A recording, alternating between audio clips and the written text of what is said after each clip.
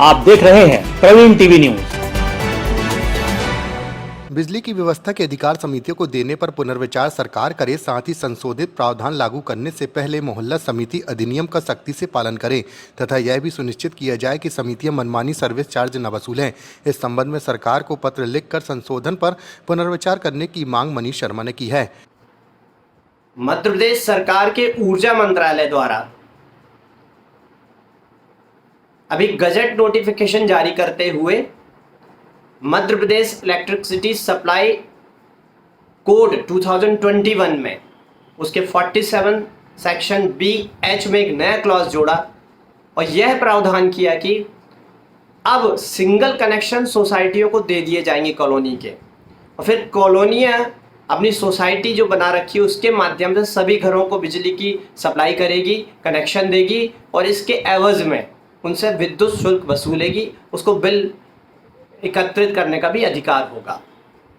अगर देखा जाए एक तरीके से, जिस तरीके से प्रदेश में 35 से 40% बिजली का लॉस होता है, हो सकता है उस पर नकेल कस सकती है, लेकिन मैं आपका ध्यान इसकी कमियों की ओर दिलाना भी चाहूँगा। सबसे पहली बात तो ये है कि पूरे प्रदेश में बड़ी मात्रा में बस्तियां हैं जहां पर सोसाइटियां नहीं हैं।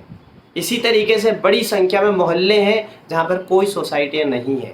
अगर देखा जाए तो आज की तारीख में बहुत सारी कॉलोनियां भी ऐसी हैं जहां सोसाइटियों का गठन नहीं किया गया क्योंकि अवैध कॉलोनियां हैं।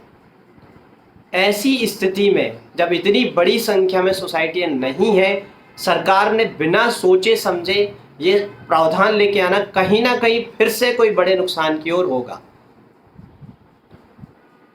सरकार को सबसे पहले ये चाहिए कि मोहल्ला कमेटी एक्ट जो बना रखा है उसका इम्प्लीमेंटेशन कराए, हर जगह मोहल्ला समितियों का गठन अनिवार्य करे, कम से कम 1 साल का समय दिया जाए, मोहल्ला समितियों का गठन अनिवार्य तौर पे किया जाए, उसके बाद ये प्रावधान लागू करे तो बेहतर होगा। फिर आम जनता के ऊपर वैसे ही जिस तरीके से 1.625 पैसे जो रेट बढ़ाए गए हैं प्रति यूनिट, वो तो महंगी कर ही देंगे बिजली। ये सर्विस चार्ज जो समितियां लेंगी इसका भी बोझ पड़ेगा, यानी कुल मिलाकर आम जनता को महंगी बिजली मिलेगी। योजना अच्छी है, चोरी रोकी जा सकती है, लेकिन सवाल यही उठता है कि पहले समितियों को संगठित करना पड़ेगा, फिर समितियों को सुरक्षा के अधिकार भी देना पड़ेंगे, क्योंकि बहुत सारे क्षेत्र ऐसे होते हैं जहाँ बिजली चोरी होती भारी मात्रा में, वहाँ पर लड़ाइयाँ होना स्वाभाविक है।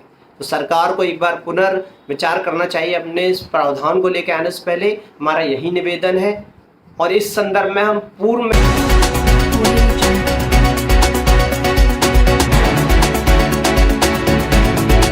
आप देख रहे हैं प्रवीण टीवी न्यूज।